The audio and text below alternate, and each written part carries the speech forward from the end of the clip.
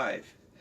Hey G.I. Joe fans, Joe Motion Videos 82 here. It is time for another G.I. Joe toy review. With this month being December, we are looking at the Arctic element of G.I. Joe. We're going to be rewinding the clock all the way back to 1983 to a personal favorite of mine, the Battle Bear. It was released in 83 as a part of the second series. It's on the shelves until 84 when it was discontinued in 85. But it was not gone. It was available through Hasbro Direct from 85 until 91. I did not know about that. That's why I love doing research on this stuff. You learn something new every day. So it is very readily available out there, and finding it complete is not difficult, and finding it at a decent price is not that hard either. It made its first comic book appearance in the Marvel comic issue number 11. Let me pull that up for you, along with pictures of the Battle Bear.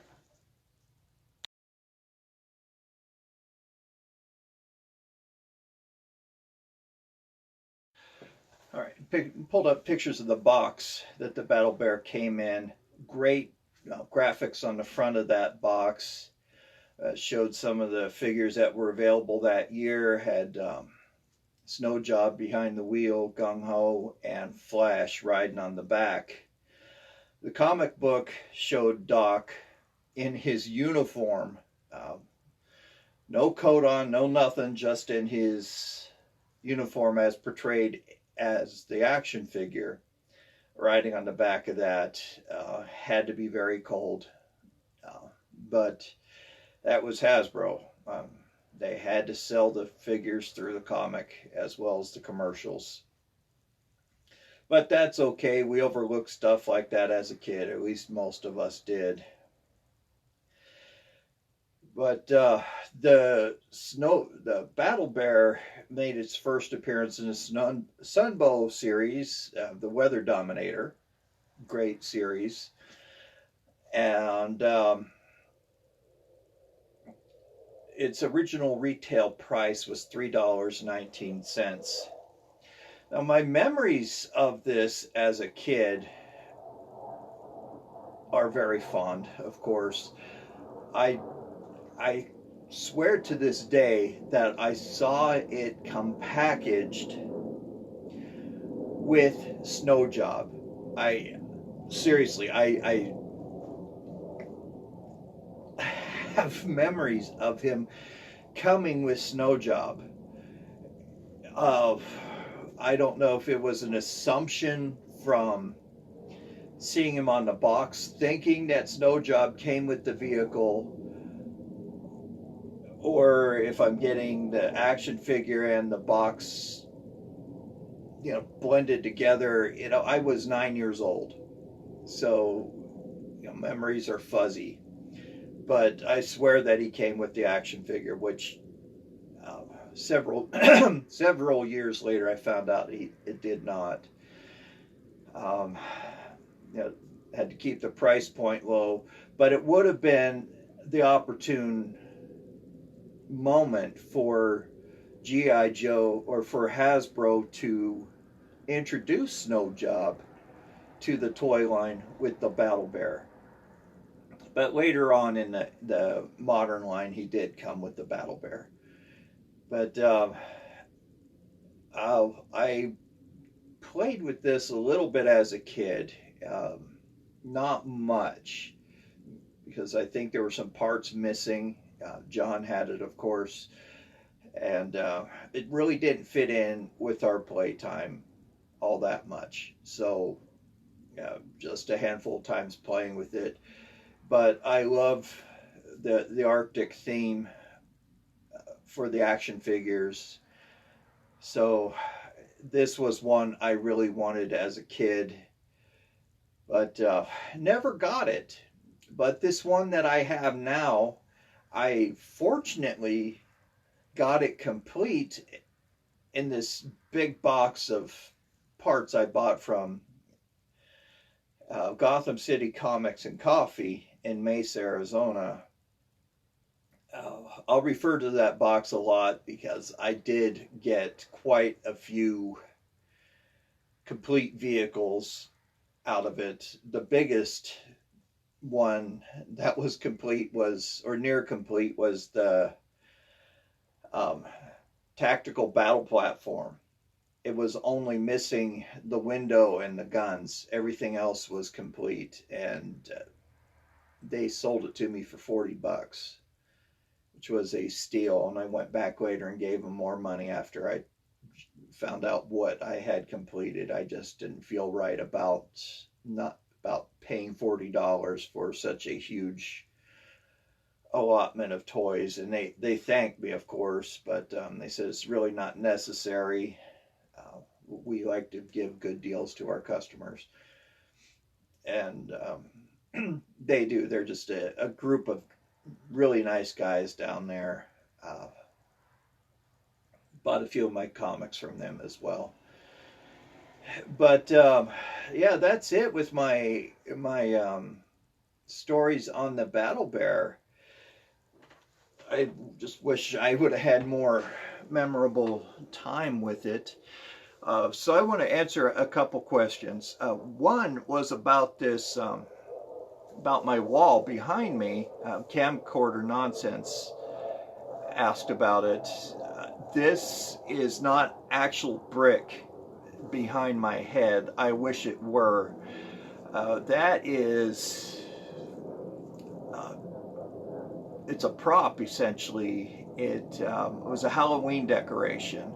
It's just one big sheet of plastic that I taped my wall just to give my set area here a little dimension. I have it wrapped around to the left of me as well. So I wish this was real brick, but sorry, it's just a prop. Also want to apologize to one of my viewers with last week's review.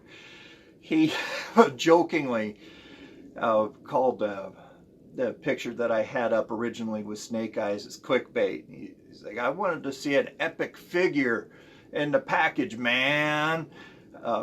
Yeah, I'm sorry about that. I didn't intend for that to be clickbait. That was a picture that was automatically selected by the software that I have when I uploaded my video, and I went back and later changed it to the action figure. So I do apologize if people were clicking on that thinking they were going to get to see that figure still carded. Oh, do I wish I had him carded. That would have really been a treat for all of us, but I don't. I'm very fortunate just to have him complete, given the market prices. Like I mentioned last week, I got lucky with him in an auction. So anyway, without any further ado, let's go ahead and take a look at this sweet, sweet vehicle. There's a lot of neat things about it that I like. One was a selling point on the box. So let's go ahead and take a look at this guy, see what we have. All right, so here it is, the Battle Bear. This has some really neat play features on it that I'll point out here in a second. It's one of the nicer small vehicles that Hasbro came up with for its era. First, I want to point out the pieces that are easily lost and missing will be the twin missiles. Neither is a left or right, so it doesn't matter which side they go on. They friction right onto the skis on that post right there. They stay on fairly nice. The roll bar here comes out real easy, so this is often missing. It frictions into these little slots on either side. It doesn't stay on very well. the holes aren't deep enough. And the removable engine panel, which is pretty cool. Good detail on that. Stickers are a bit dirty, but nice as it is. And since we have the panel off, let's look at that nice engine detailing from the motor heads down at Hasbro. This looks pretty close to a real-world engine, I must say. There's a gas cap that's non-removable. Didn't have to sculpt it on, but they did. On the back here, we have a nice grid pattern or a diamond pattern on the running board with a tow hook. And a little sticker on the back says first aid kit. The tow hook, kind of silly for a snowmobile, but imagination's the limit, right? You could use it to pull a very small vehicle behind it, pull a skier behind it. You know, sky's the limit with your imagination. The two pegs on the back do fit very action figure very nicely. What I do is I put them in a kneeling position and stick them on the back there. They can't hold on to the handrail, the grip right here very well, or even at all, unless you fit a guy on the back, but that doesn't work. Snow Job fits onto the seat or any figure that you want. So I have to put his legs at a little incline there and slide him right down there. You could fit his hands onto the grip. Does quite nice. Does fit on there quite nicely. This example is badly yellowed. One of the main play features on this vehicle were the twin guns here in the front. Sometimes these come up missing, but not very often. What you do is you pull on the tab on either side here, and the gun swivels from side to side. It is missing the sticker for the headlight. I apologize for that. But missing side to side, and the skis actually turn. Very nice design for such a small vehicle. The front sticker here is G.I. Joe's patch for their Arctic division. Has a polar bear and a sword behind it. Has G.I. Joe there on the front. The side, United States, and other decals. Right here on the front we have control panel stickers. Very nice. I like that. The control yoke is not really made to move. What annoys me the most on this is the front part here. This is supposed to be the windshield, but the front part here is very loose. I don't know if it is on yours, but mine it is. The treads, very nice sculpting on that. They never skimped on the treads. But on the bottom, it has a dumbbell wheel. This does not come out. The two pieces have to be separated. But this is made out of a softer gray plastic, just like the skis and the gun. The bottom stamp reads 1983 Hasbro Industries Incorporated, Pawtucket, Rhode Island. Very cool little vehicle.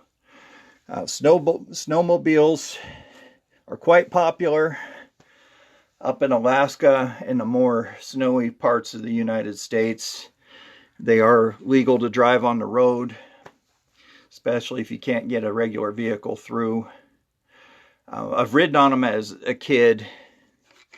I had a lot of fun on them. It's essentially a tracked motorcycle. So much fun riding those things. Alright, so there you have it. Polar Battle Bear Very cool vehicle. I just wish it would have come packaged with an action figure, but I'm sure they were wanting to keep the price down on it. Zartan came out with, as we know, the Swamp Skier, but he was more of a deluxe action figure. So they had to put a small vehicle with him, in my opinion, to justify the price point on that figure himself. There is something I failed to point out on the seat. You could see that. It's sculpted to look like a padded seat. And that's one of the many things that I liked about Hasbro in the early years. They took their time. In the 90s, it seemed kind of rushed, but they took their time with the vehicles and gave them a lot of detail, a lot of small attention that we kind of missed in the 90s when the toy line was fading out. You know, especially the Sky Striker that came out in '83. I'll review that. Definitely, I have it complete. I can't say enough good about the Sky Striker. But the Battle Bear was the first snow vehicle for G.I. Joe. And of course, Snow Job was their first snow trooper until '86 when we got Iceberg.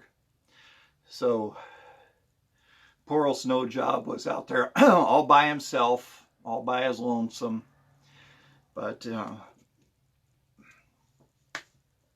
yeah, he had his support in the cartoons and comics. So that brings us to my next segment, Byron's Gripes. Now, if you're looking for this on the aftermarket, I found 5 pages worth on eBay. They're out there, very readily available. A lot of them are incomplete. For those of you just joining, I don't quote auction prices. I just do the fixed prices. I'm not doing this to pick on eBay nor its sellers. It's just for the mere convenience. There are several other sites out there that sell vintage toys, but eBay is the most popular and the most convenient for me to use. So there's one out there that's 99% complete. It's missing the roll bar. Comes with the box and blueprint, $29.99. Not bad at all. Shipping is very reasonable for that as well. There is one that's incomplete with blueprints. Now those price ranges are from $9.99 to $32.99.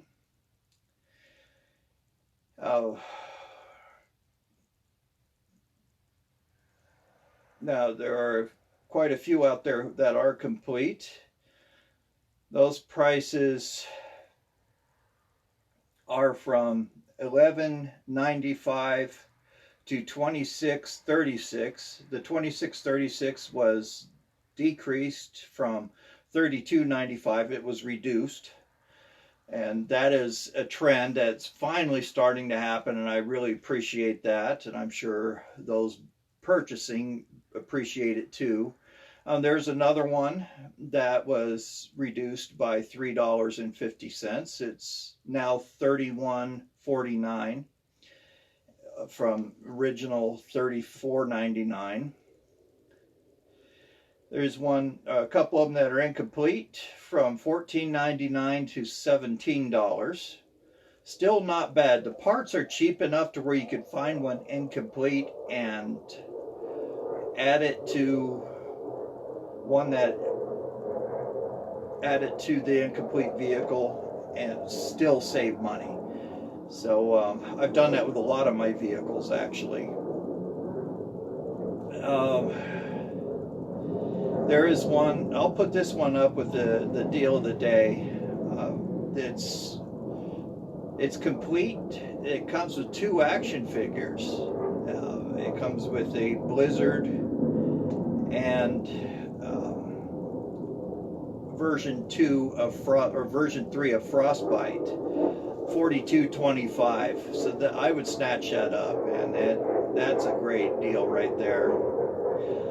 Complete with a modern snow job, 1999, deal of the day again.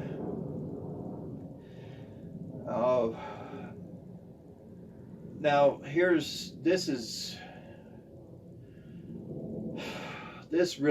this does make me mad. Someone is selling a Battle Bear for 99 cents. It's badly yellowed. It's almost brown, actually. 99 cents. But he wants $17 in shipping. It's not shipping from out of the country. It's shipping within the United States. Wants $17 for it. And that is wrong. If you want to make money off of it, then make money off of it.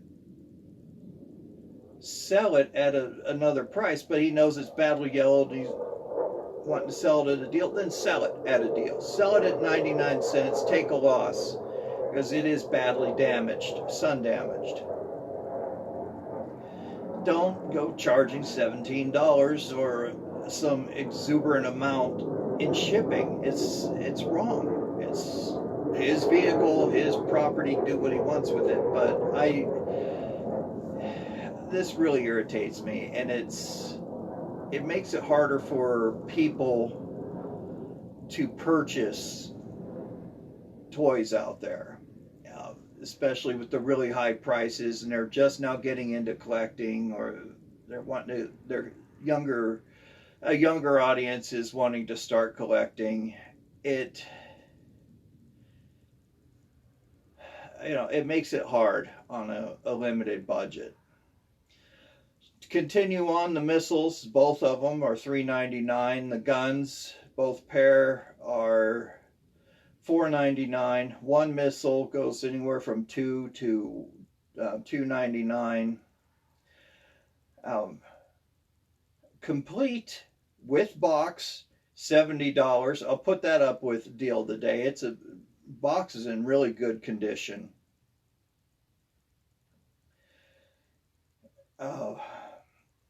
The seat, which is one big piece, that is $1.99. Mint in box, $250 if you're a mint in box collector.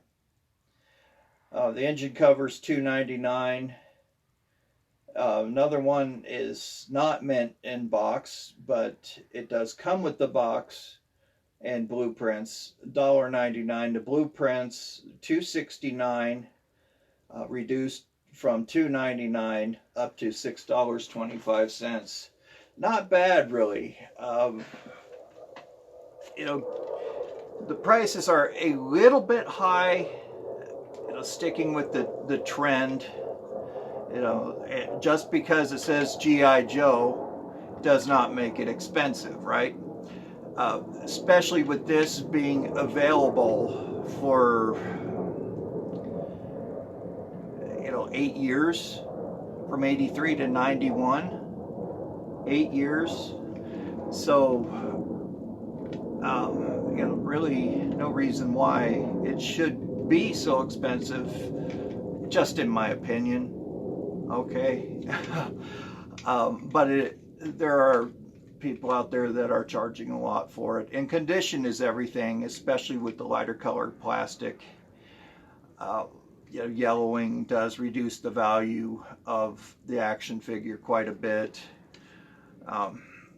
This one I got at a very decent price. He was complete, but I got him in an won at auction, a couple figures from this guy in an auction. He just threw this one in as a bonus because nobody bid on him. It was a charity auction. I did whiten him up once before, but he quickly yellowed again. So keep them around for parts, or I might even customize them later on down the road. Who knows? But we know that the lighter colors do yellow, and that's condition means everything with collectors. So I hope you enjoyed this review. If you did, please give it a thumbs up, share it, subscribe to the channel, and hit the notification bell so you'll be alerted when I upload my videos every Tuesday. If I can't upload on a Tuesday, I'll let you know the day before that it'll be coming up at a later date. So far my work schedule is working around Tuesdays, so very happy about that. What else? I want to thank my channel supporters for their generous contributions to this channel. I really could not do it without you guys, even without you subscribers, honestly. I would just be sitting here talking to a camera, and there's not much fun in that. I especially like when you leave comments. I get to talk with you. I've cultivated a lot of friendships from this channel. Everybody who subscribes is eligible for a giveaway. Channel subscribers will have their own separate giveaway. So be on the lookout for that towards the end of this month. I'll be holding a giveaway. If you want to become a channel supporter, it's not necessary. I feel kind of still awkward bringing this up, but if you would like to make a donation to the channel, my information is down at the bottom. I have my coffee account down for the moment. But you can make a contribution of any sort to this channel, and that will put you in with the channel supporters and have exclusive giveaways for you.